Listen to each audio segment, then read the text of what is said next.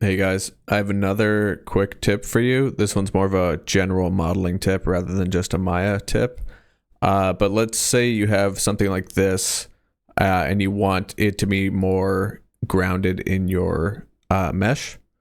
So we could do something like this and circularize that, bring that in, bevel it, all that kind of thing, and then look at our smooth preview and you can see it's pretty messy. It's not great. There's probably a lot of work you'd have to do to get that to integrate better, but we have another solution here. Actually, I'll just keep that.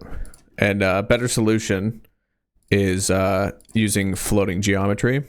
So I have this thing here and I just put it in smooth, and in the bake, when you bake this down, as long as it's parallel with the surface, then it should perfectly bake.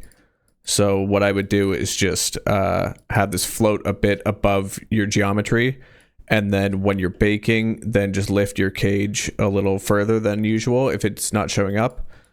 But yeah, so that grounds it a lot better, and we don't have to integrate it at all with the geometry behind it. And there's different ways you can do this. You can do so many different sorts of things. I'm working on this one right here. It's I'm trying to get this indentation looking thing for this couch.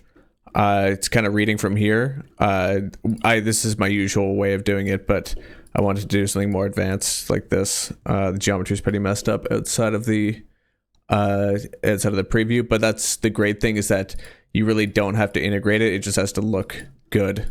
Even on its own, if I divide it like this, it should look fine in the bake. But yeah, that's all I wanted to show. There's so many different ways you can use this technique. And yeah, if you have any questions, let me know. All right, have a good one.